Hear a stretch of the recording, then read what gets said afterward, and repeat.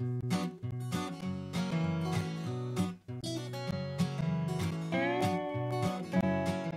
c'est Hélène, j'ai 24 ans et donc je suis soigneur animalier à la ménagerie depuis 4 ans. J'ai un tableau de quantité à respecter qui est celui-là.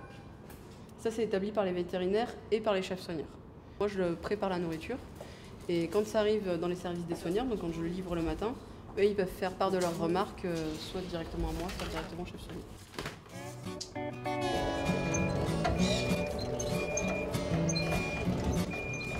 Donc là, on va préparer ce qu'on appelle un enrichissement pour le hara hyacinthe.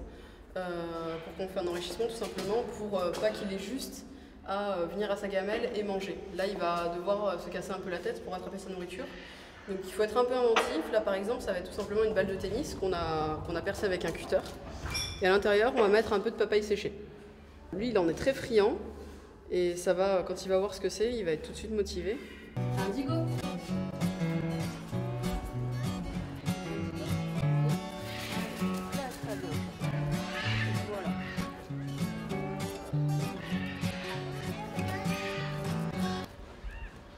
Alors on n'apprend pas à apprivoiser, ça se fait vraiment au feeling. Là avec Indigo ça s'est fait super naturellement puisque c'est un jeune animal donc naturellement il va être très curieux. Est-ce que vous avez un lien particulier avec lui? Oui, c'est un lien qui est assez particulier, en plus c'est un animal qui est tout seul, donc il va nous solliciter un petit peu plus. Voilà, donc là vous voyez qu'il peut être assez proche, il peut être assez proche, il est assez intrigué. Indigo, tu sautes pas sur les gens.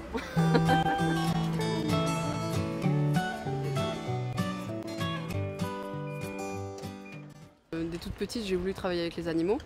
Je suis rentrée en études agricoles et par un concours de circonstances, je suis remontée sur Paris.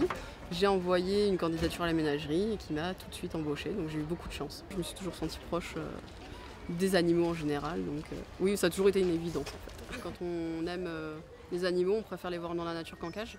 Mais souvent, le point de vue que j'ai, c'est que par exemple les gens qui n'aiment pas voir des personnes mourir de faim vont aller dans des associations humanitaires pour aider et éviter la famine. Nous, c'est un peu notre rôle aussi de soigneur animalier. Le fait de voir des animaux en cage, c'est un peu triste. C'est pour ça qu'on est là, pour faire en sorte que la vie soit un petit peu mieux, que les animaux se reproduisent, essayer d'avoir de l'espoir pour la réintroduction. Et s'ils sont voués à être captifs, faire en sorte qu'ils soient bien à l'état captif.